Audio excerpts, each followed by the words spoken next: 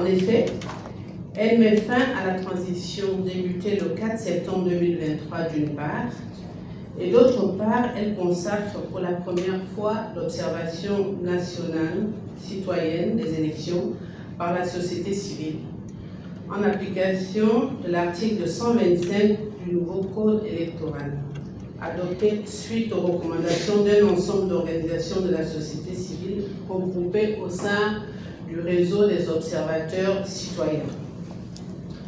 Après avoir expérimenté avec succès le dispositif de la Situation Room ou salle de veille, selon les standards REACH, lors du référendum constitutionnel du 16 novembre 2024, le ROC a contribué significativement au suivi du processus électoral en temps réel grâce au déploiement de 250 observateurs sur toute l'étendue du territoire. Il a également pu maintenir une médiation institutionnelle permanente avec les autorités pour améliorer la qualité des opérations de vote.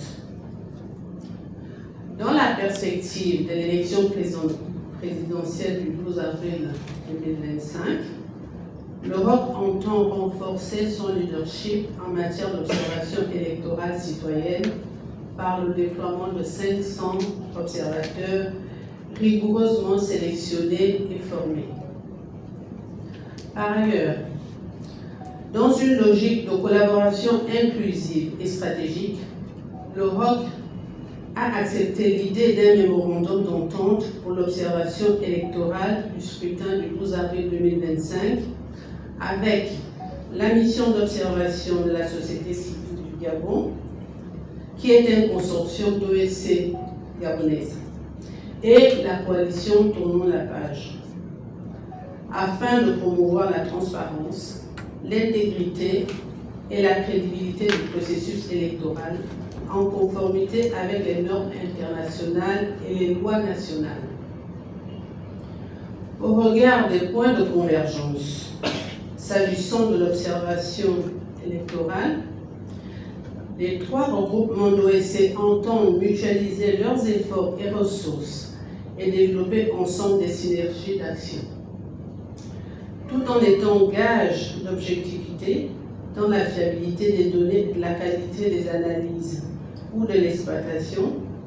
Cette collaboration vise également à harmoniser des approches méthodologiques de l'observation, l'appropriation des outils techniques de collecte, d'analyse et d'exploitation, ainsi que le partage d'informations et une collaboration institutionnelle. Elle permet ainsi à chaque partie de compenser ses faiblesses et de mieux gérer certains aléas dus au contexte. Tout en espérant une parfaite atteinte des objectifs de cette première opération commune, nous souhaitons que le dynamisme né de cette expérience demeure, s'améliore et nous permette de mettre sur pied un véritable observatoire des élections ayant des ambitions aussi bien nationales qu'internationales. Je vous remercie.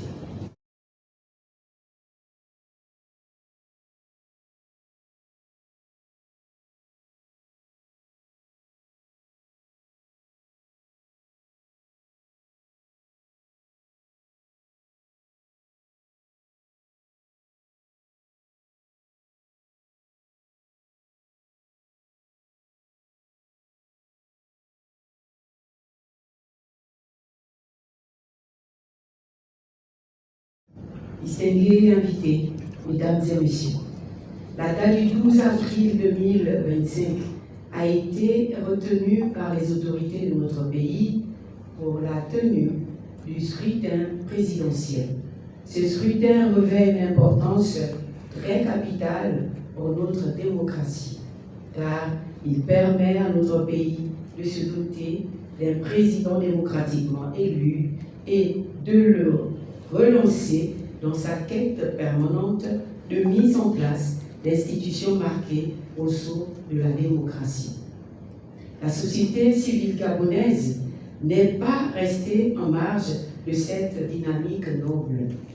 C'est pourquoi, sur le fondement des articles 124, 125, 126 de la loi organique numéro 001-2025 du 19 janvier 2025 portant code électoral en République gabonaise, la société civile gabonaise est restée mobilisée pour jouer son rôle de sentinelle de la démocratie à travers l'observation électorale. Mesdames et messieurs, c'est ainsi que la mission d'observation électorale des organisations de la société civile, qui regroupe les réseaux d'organisations de la société civile du paysage gabonais, a entrepris de déployer ses observateurs pour le scrutin du 12 avril 2025.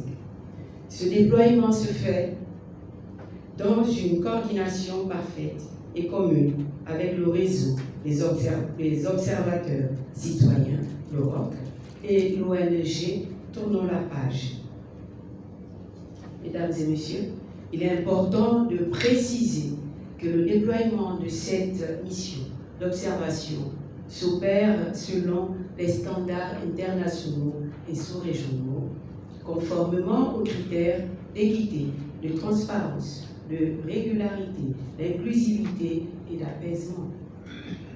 La présente conférence de presse commune vise à vous donner l'information et de vous décrire le processus de déploiement de cette mission d'observation. Mesdames et messieurs, mais auparavant, vous permettrez que je vous situe sur le contexte qui a permis le déploiement de cette mission. En effet, le déploiement de cette observation s'inscrit dans le cadre des activités du projet d'appui à la société civile et aux médias du Gabon, le PACEM. Ce projet financé par l'UE, l'Union européenne, est mis en œuvre par le Centre européen d'appui électoral ECES, en partenariat avec le réseau des organisations de la société civile, à savoir le CODEM, le RENAGE, le REDAC, l'ONG Femmes Lève-toi et l'association 1212.